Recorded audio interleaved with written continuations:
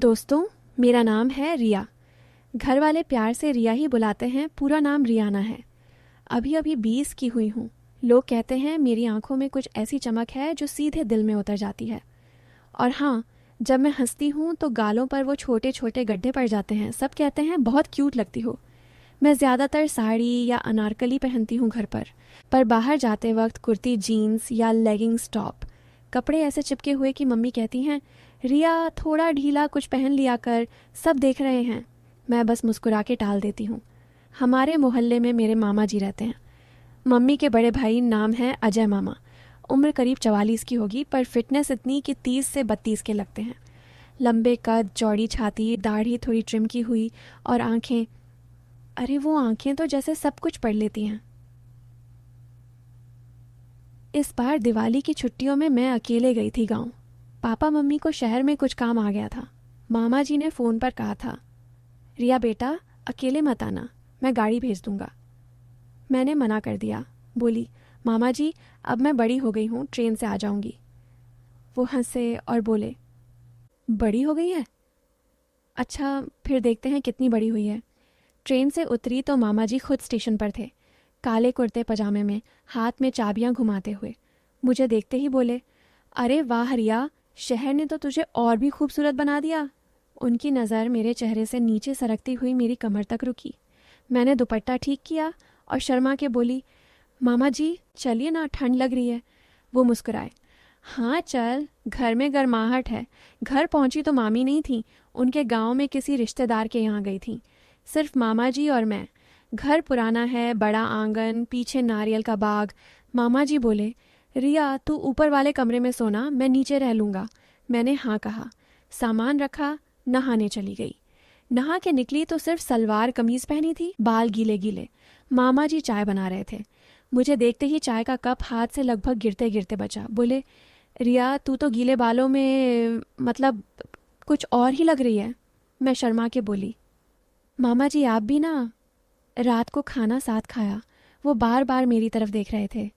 मैं कभी उनकी आंखों में देखती, कभी झुक जाती। खाना खत्म हुआ तो बोले, रिया तू ऊपर सो जा, मैं थोड़ा टीवी देख लूँगा। मैं ऊपर गई, पर नींद नहीं आ रही थी। गर्मी थी और मन में कुछ अजीब सा उथल पुथल। आधी रात को प्यास लगी। नीचे आई तो हॉल में लाइट जली थी। मामा जी सोफे पर लेटे थे, सिर्फ बनियान और पजामा में। टीवी पर कोई पुरानी फिल्म चल रही थी। मैं पानी लेने रसोई जा रही थी कि नज़र उन पर पड़ी। पजामा थोड़ा सरका हुआ था। मैं रुक गई। वो शायद सो रहे थे। चुपके से पानी पी के वापस जा रही थी कि मेरे पैर की थपकी हुई। मामा जी की आंख खुल गई। उठे और बोले, रिया नींद नहीं आई? मैंने कहा, प्यास लगी थी। वो मुस्कुराए, आजा बैठ, अकेले अकेले ऊपर क्या कर रही है? मैं डरते डरते सोफे पर बैठ गई। वो बोले, इतना डर क्यों रही है? मैं कोई भूत हूँ क्या? मैं हंस पड़ी।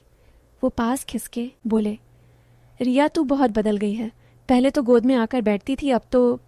मैंने कहा, मामा जी अब मैं बड़ी हो गई ना। उनकी उंगलियां मेरे बालों में गईं, फिर गाल पर। बोले, तेरी त्वचा कितनी नरम है। मैं सांस रोक के बैठी रही। उनकी सांस मेरे कंधे पर लग रही थी। मैंने आंखें बंद कर ली। लगा बस अब। तभी बाहर सड़क पर कोई गाड़ी गुजरी। हेडलाइट की रोशनी आई। मामा जी एकदम अलग हुए। बोले, शायद कोई आया होगा, मैं देखता हूँ। वो बाहर चले गए।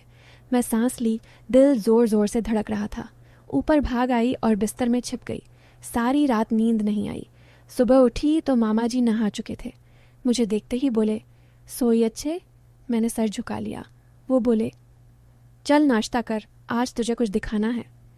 नाश्ते के बाद बोले, रिया चल पुराने तालाब के पास, वहाँ बहुत सुंदर जगह है, बचपन में हम सब वहाँ खेलते थे। हम निकले। रास्ते में वो मेरे साथ चल रहे थे, कभी कंधे पर हाथ, कभी कमर पर हल्का स्पर्श। मैं चुप थी। तालाब के पास पहुँचे। चारों तरफ हरी भरी घास। एक पेड़ के नीचे बैठ गए। मामा जी बोले, रिया यहाँ आकर मुझे तेरी मम्मी की याद आती है, वो भी तेरी तरह ही थी। मैंने पूछा, सच में? वो बोले, हाँ, और तेरी तरह ही खूबसूरत। फिर चुप हो गए। शाम ढल रही थी। वो बोले, रिया एक बात बताऊं? मैंने हाँ कहा। वो बोले, मुझे तुझसे बहुत प्यार है, बहुत ज़्यादा। मैंने कहा, मामा जी मुझे भी आपसे बहुत प्यार है। वो मेरी आंखों में देखने लगे। फिर धीरे से मेरा हाथ पकड़ा। मैंने नहीं छोड़ा। वो और करीब आए, उनकी सांस मेरे चेहरे पर। मैंने आंखें बंद कर लीं। लगा अब सच में। तभी उनका फ़ोन बजा। मामी का कॉल था। वो उठे, दूर जाकर बात की। लौटे तो बोले, चल रिया, घर चलें, मामी कल आ रही हैं। रास्ते में चुप रहे। घर पहुंचते पहुंचते रात हो गई। अगले दिन मामी आ गईं। उसके बाद सब नॉर्मल। मैं 1 हफ्ता और रुकी। मामा जी अब थोड़े दूर दूर रहने लगे। कभी आंख मिलती तो बस मुस्कुरा देते। फिर मैं शहर लौट आई। आज भी जब मामा जी का फ़ोन आता है, आवाज़ में वही गर्मी होती है। कहते हैं, रिया कब आ रही है? मैं हंस के कहती हूँ, जल्दी मामा जी। और मन ही मन सोचती हूँ कि उस दिन तालाब के पास अगर फ़ोन ना आता तो क्या होता। पर सच कहूँ, मुझे राहत है कि कुछ नहीं हुआ, क्योंकि मामा जी का प्यार मेरे लिए पिता जैसा है, दोस्त जैसा है।